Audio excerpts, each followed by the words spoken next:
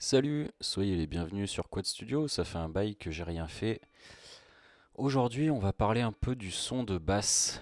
Alors, je vais vous faire écouter ce mix qui a été fait exclusivement avec des vrais amplis, vraies batteries, etc. C'est-à-dire, il n'y a pas de VSTI de batterie et il n'y a pas de plugin de simulation de basse ou ce genre de choses. Par exemple, si on prend la chaîne de plugins de la basse, la chaîne principale, voilà, il y a EQ, compresseur, un deuxième EQ, deuxième compresseur, etc. Donc je vais d'abord vous faire écouter le mix.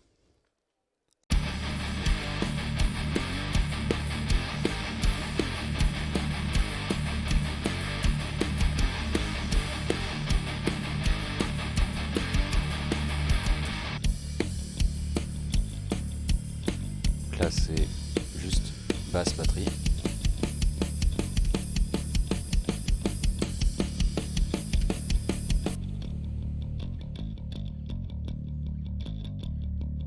Et là que la basse.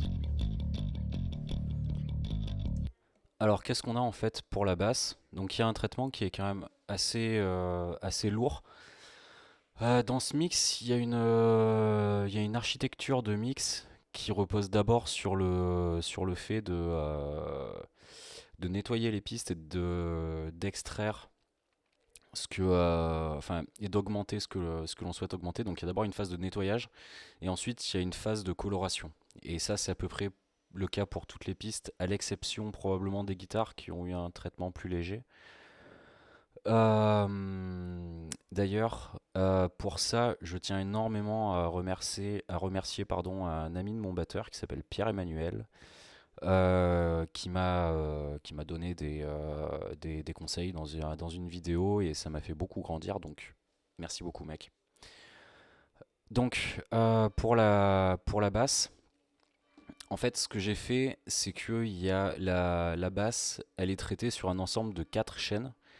Enfin, de 4 pistes, pardon. Donc ça peut faire un peu, ça peut paraître beaucoup, mais en fait, c'est pas forcément énorme dans la mesure où, en fait, chaque piste correspond à une idée bien particulière. Donc il y a d'abord le son principal qui est là.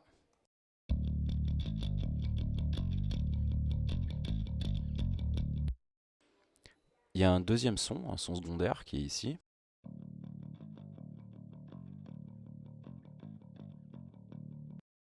Donc vous voyez que c'est des sons qui sont différents. Le deuxième son est beaucoup plus neutre, beaucoup plus, comment dire, beaucoup plus naturel en fait. C'était juste pour apporter un aspect, cet aspect plus naturel au son. C'est pas vraiment un traitement parallèle, c'est juste un autre traitement. Ça se fait beaucoup. Moi, je l'ai pas fait de façon extrêmement agressive. Je sais que ça peut se faire avec un son qui va être vraiment plein de basses, plein d'aigus, et un autre qui sera plein de médiums, plein de distorsions, plein d'agressivité. Je suis resté assez raisonnable. J'aime bien, en tout cas en ce moment, que le son de basse soit relativement doux, relativement naturel. Ensuite, on a cette piste-là qui est le bus pour ces deux pistes-là, c'est-à-dire un traitement qui s'applique aux deux. Donc il y a ici une égalisation dynamique avec une compression sidechain, c'est-à-dire qu'en fait, mais je pense que je ferai une vidéo sur ce sujet parce que c'est vraiment quelque chose de très intéressant et qui permet d'apporter pas mal de vie à l'ensemble basse-batterie, notamment kick-basse. C'est-à-dire qu'en fait, à chaque fois qu'il y a le kick qui se déclenche, ça va compresser la zone de fréquence aux alentours de 50 Hz au niveau de la basse. Pourquoi? Parce qu'en fait, le kick, la fondamentale, elle est aux alentours de 50 Hz. Et la basse joue aussi certaines fréquences à cet endroit-là. Donc en fait, c'est pour permettre de mieux distinguer le kick par rapport à la basse, tout en conservant un maximum de présence de la basse. Donc ça permet d'avoir quelque chose d'assez dynamique, d'assez vivant. C'est pas si complexe à faire que ça, mais je pense que j'en reparlerai plus tard. Et ensuite, il y a ici une légère compression sur le bus de basse. Voilà, vous voyez, c'est le vumètre, il se déplace pas des masses. C'est vraiment, j'aime bien ce compresseur, je trouve qu'il apporte pas mal de. J'aime bien la couleur qu'il a en fait. C'est assez esthétique, voilà. Donc pour la piste principale, c'est celle sur laquelle je veux le plus m'attarder. En fait, j'ai d'abord appliqué un EQ et d'abord en fait je vais vous faire écouter avec et sans traitement. Donc là on est avec.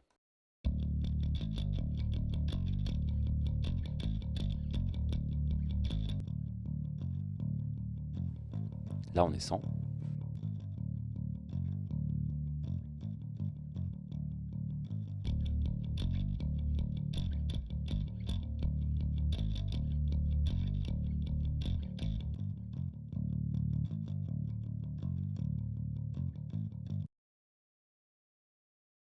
J'ai aussi enlevé le traitement du bus et je vais aussi enlever le traitement du bus basse batterie. Vraiment pour qu'il y ait le son que de la basse. Donc avec traitement,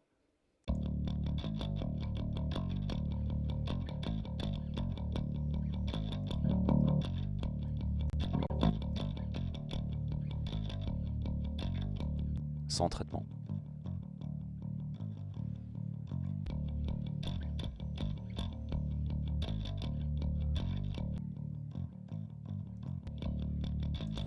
Vous voyez, ça sonne beaucoup plus plein, ça sonne beaucoup plus rond, ça sonne en même temps ça sonne un peu plus vénère.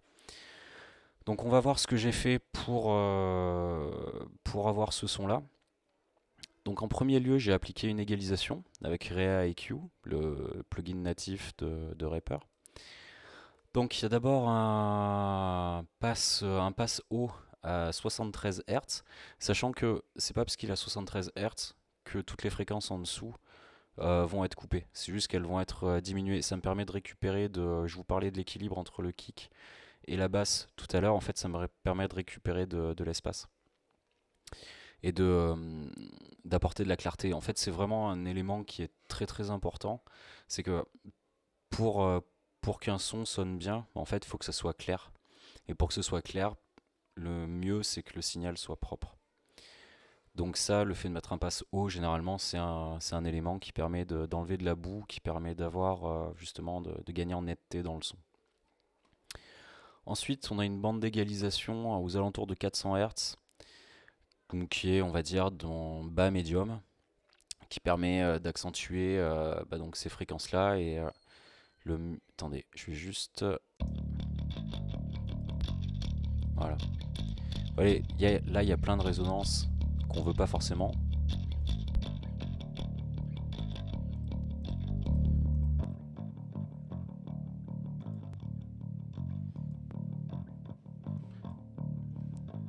Voilà, donc en fait, les fréquences que j'ai fait ressortir sont essentiellement des fréquences qui sont basées sur les médiums, bas médium et on va dire bas aigu, très haut médium en quelque sorte. L'idée en fait, c'est pas de donner de la dans cette phase-là de traitement. L'idée c'est pas d'apporter comment dire d'apporter de la puissance à la basse.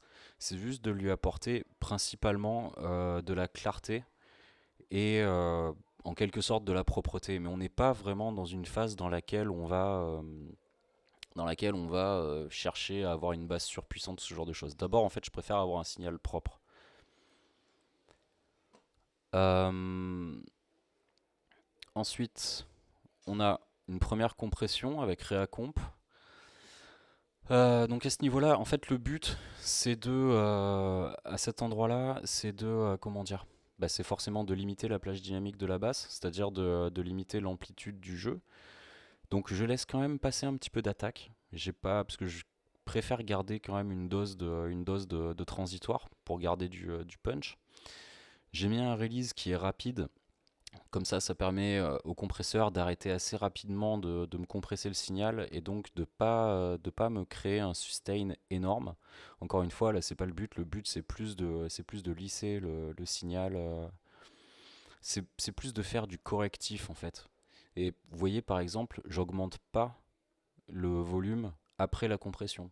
Mon but en fait à ce moment-là, et d'ailleurs c'est un truc que j'ai fait de façon très récurrente dans ce mix, c'est de ne pas utiliser le compresseur pour gagner en volume, c'est de l'utiliser en fait dans ce cas de figure-là pour corriger le signal.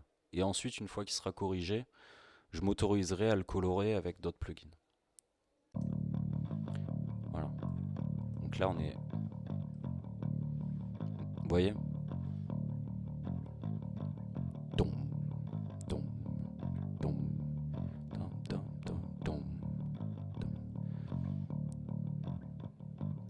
en fait, ce qu'on voit, c'est qu'ici, dans la bande rouge, dans la bande de gain reduction, c'est qu'en fait, les moments où j'attaque plus fort, il y a plus de réduction du gain.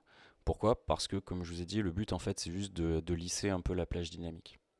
Donc ici, on n'est pas du tout dans un cas de figure de compression violente ou de compression parallèle ou ce genre de choses. C'est pas le but. Le juste, c'est juste, là, on corrige un peu, on lisse et on rend le signal un peu plus homogène. Ça s'arrête là.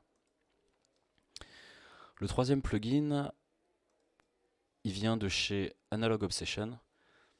C'est le Solid State Equalizer. En fait, c'est un égaliseur basé sur des égaliseurs de type SSL, qui sont des égaliseurs à transistors et qui sont très réputés, notamment, si je dis pas de bêtises, en fait, pour leur neutralité, mais surtout pour leur transparence. C'est-à-dire qu'en fait, là, on rentre dans un cas de figure où on est sur du plugin qui a un aspect artistique, c'est-à-dire qu'on sait qu'on va utiliser un certain type de plugin pour corriger, certes, encore et toujours, mais surtout, mais aussi, dans ce cas de figure, pour apporter quelque chose. Et j'aurais pu mettre un plugin, un égaliseur, une émulation d'égaliseur passif de type Pultec, par exemple, ça aurait pu marcher. Mais je préférais avoir plus de contrôle au niveau des hautes fréquences. Et surtout, en fait, et c'est là où il y a un aspect important qui rentre en jeu, c'est que j'adore la couleur de ce plugin. Et donc, du coup, j'ai tendance à beaucoup l'utiliser. Donc là, on va voir ce que j'ai fait sur le son. Et comme vous pouvez le voir, on a beau travailler sur une basse, c'est surtout des fréquences aiguës que j'ai augmentées. Et vous verrez ensuite le reste.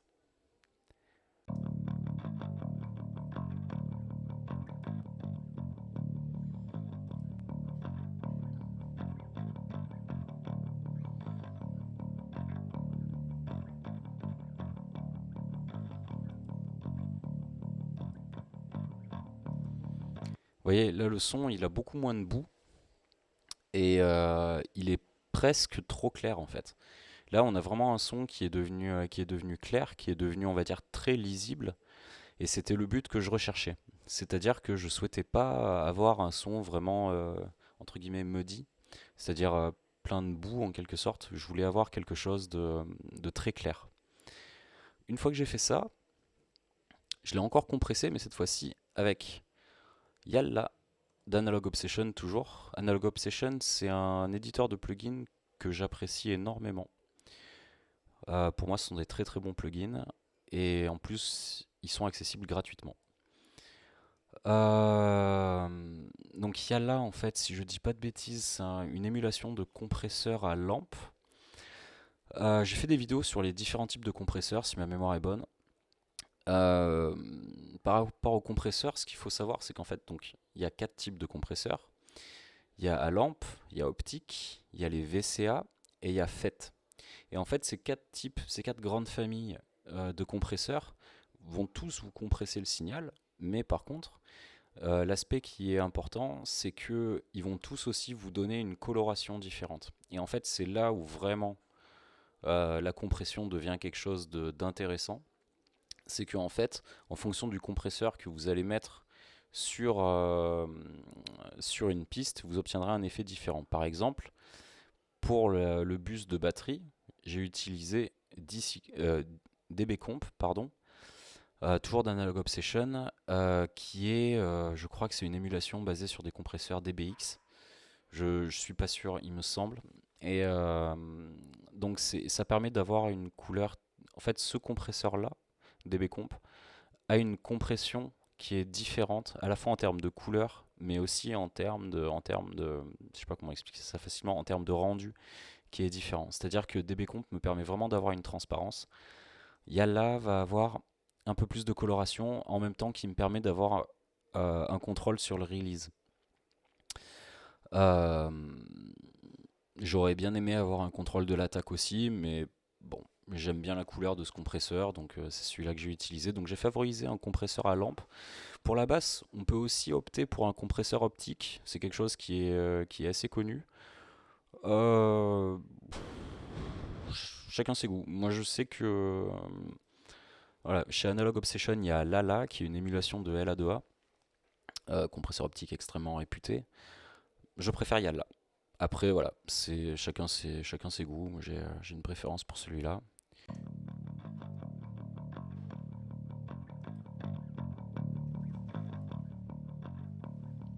Et là, par contre, on cherche à avoir du corps.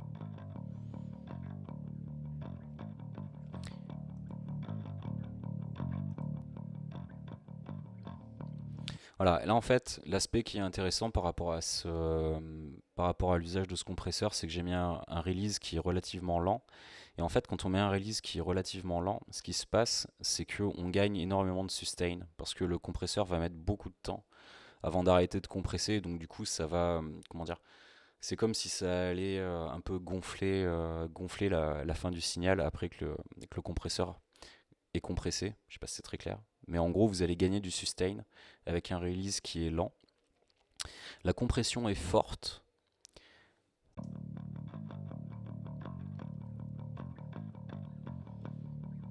Et il ne faut pas que ce soit un aspect qui fasse trop peur. C'est-à-dire que, notamment quand on fait du métal, on cherche à avoir des mix qui sont très denses, qui sont compacts, qui en même temps sont violents. Et en fait, est-ce que c'est triste à dire ou pas, ça j'en sais rien, ça peut faire l'objet d'un débat, mais, ou en tout cas de discussion. Mais en tout cas, pour aboutir à des mix denses et qui sonnent fort, même si c'est un peu moins la loudness war maintenant, la compression c'est un élément qui est extrêmement utile. Pas partout, pas tout le temps, pas dans toutes les circonstances. J'ai pas toutes les pistes qui sont compressées comme ça, mais dans ce cas de figure ça marche parce que ça nous permet d'avoir plus de corps sur la basse. Par contre, pour conserver aussi une partie vraiment du bas du spectre, un peu de bout volontaire, on va dire en quelque sorte, j'ai mis un high pass filter qui doit être aux alentours de 50 Hz, quelque chose comme ça. Donc ça me permet en fait de ne pas compresser les fréquences trop basses et donc de conserver quand même une partie vraiment du bas du spectre pour conserver l'aspect un peu vibration de la basse, tout en ayant, tout en obtenant plus de sustain et plus de clarté.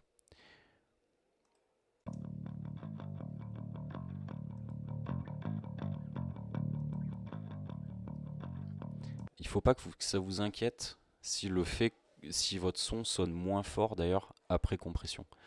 Il vaut mieux, enfin personnellement, je préfère traiter le volume juste avec le fader qui est là et ne pas chercher à modifier le volume avec les effets parce que comme ça, au moins, si je dois retourner dans un effet, c'est beaucoup plus rapide et ça remet pas tout en question au niveau du volume. Ensuite, on a de l'overdrive et là, ça colore.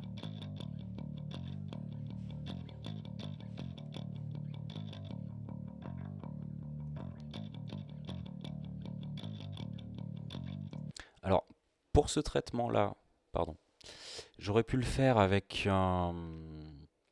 J'aurais pu le faire sur une deuxième piste, c'est-à-dire sur une piste qui serait exclusivement là pour apporter un espèce d'effet un peu super chargé à la piste de basse. Mais je ne l'ai pas fait. Pourquoi? Parce qu'en fait, le traitement que j'ai appliqué ici, donc ça c'est un plugin de chez Air Windows, qui est un développeur qui est pas très très connu, qui fait et qui a... alors moi j'aime bien cette philosophie. En fait, il fait des plugins qui n'ont pas d'interface graphique. C'est-à-dire que c'est que en gros du traitement et des algorithmes. Il n'y a aucune... comment dire? Aucune interface graphique, rien de tout ça, juste le fond du travail, quoi. Donc en fait, j'ai mis beaucoup de présence. J'ai pas touché beaucoup enfin, j'ai même pas touché du tout les high, les mid et les low. J'ai rajouté pas mal d'overdrive, mais par contre, et ça, c'est une chose qui est bien avec Reaper, c'est que en fait, vous voyez, il y a seulement 8% de traitement. C'est-à-dire qu'en fait, il y a, je vais vous montrer. Donc ça, en fait, on est dans le cadre d'un traitement parallèle. C'est-à-dire que je vais appliquer juste une petite quantité de, de traitement en plus du son d'origine. C'est juste pour apporter un petit soupçon. Et vu que l'effet est quand même assez vénère, bah, le but du jeu c'est plus d'apporter un détail que, que de massacrer le son, tout simplement. On pourrait se permettre de massacrer le son si on voulait faire des compressions parallèles ou ce genre de choses, mais là c'est pas le but.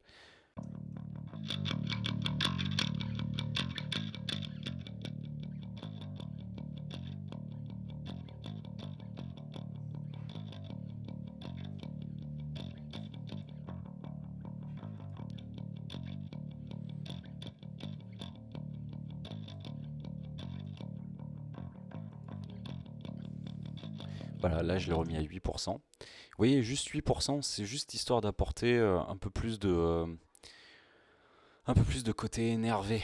Et c'est normal parce qu'il y a beaucoup de drive dans ce plugin. Et enfin, le dernier plugin qu'on applique sur cette piste-là, c'est Love End d'Analog Obsession, qui est un plugin, comment dire, qui permet d'ajouter beaucoup de fréquences dans les subs. C'est-à-dire, enfin vraiment dans le low end. C'est vraiment un plugin qui est fait pour apporter beaucoup de low end. Et en fait, je me suis permis de le mettre parce que j'ai d'abord fait en sorte d'avoir un son qui était très neutre, très droit, très, comment dire, enfin vraiment fait de façon lisible. Et ensuite, je lui ai ajouté beaucoup de basses. Donc on va se donner 100. Voilà.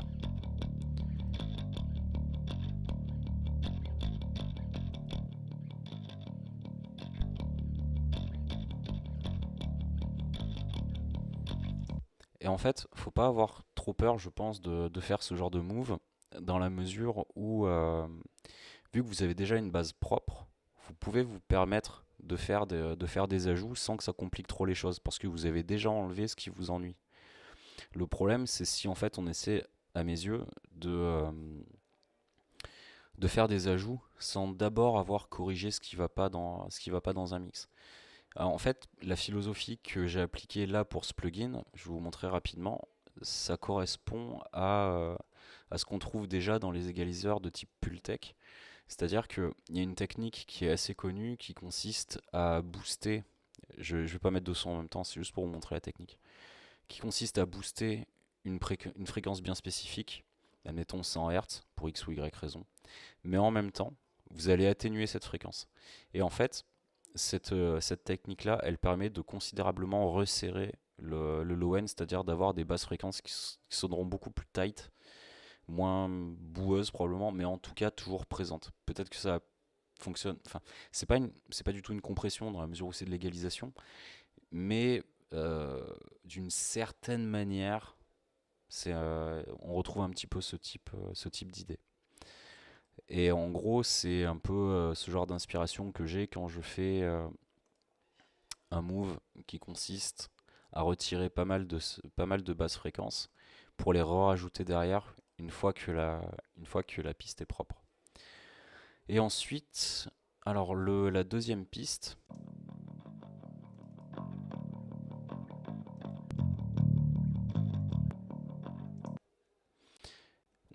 donc comme vous pouvez le voir, la deuxième piste, elle est juste là pour apporter un petit supplément de son neutre un peu médium et rien de plus. C'est plus une espèce de support que, qu'une piste en tant que telle. Et c'est des choses qui se font beaucoup en fait pour avoir à la fois le côté naturel et en même temps le côté traité, pour avoir un peu le meilleur des deux mondes.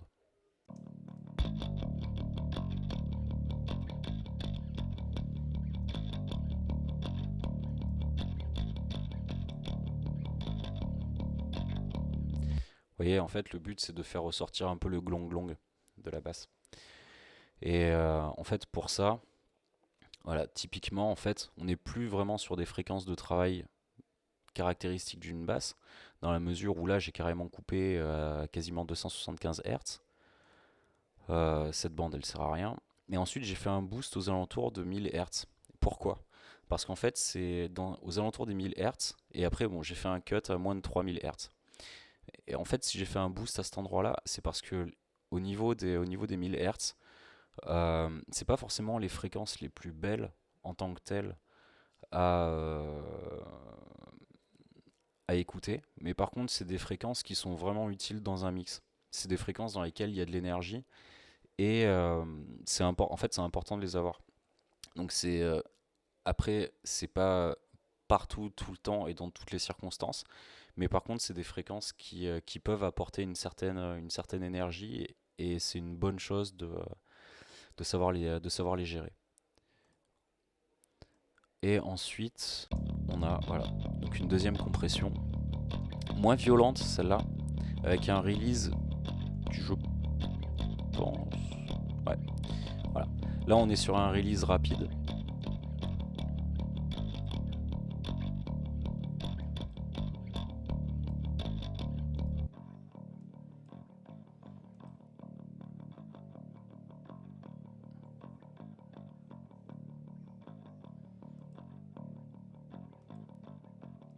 Donc là, c'est beaucoup plus du lissage que de l'augmentation de sustain. On est un peu dans un cas de figure assez similaire à quand j'ai utilisé Reacomp sur la première piste.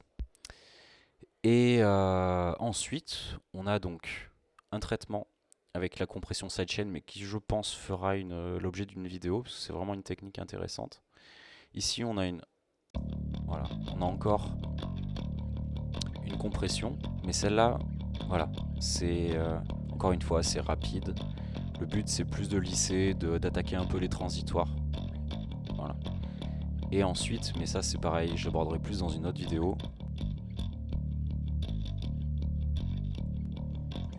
Ça, je vais pas trop en parler parce que c'est pas forcément l'objet de la vidéo en tant que telle. C'est une étape que j'ai utilisée, que j'ai faite après dans le mix, c'est-à-dire de lier la basse et la batterie au sein d'un même bus, c'est-à-dire au sein d'une même piste, de les traiter ensemble. Et donc ça a été assez lourdement égalisé.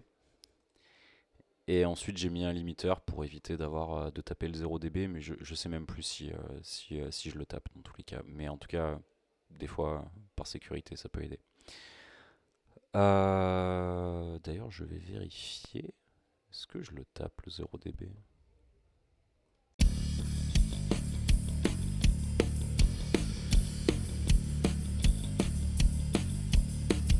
Ouais, voilà. Donc là, le limiteur, il est important.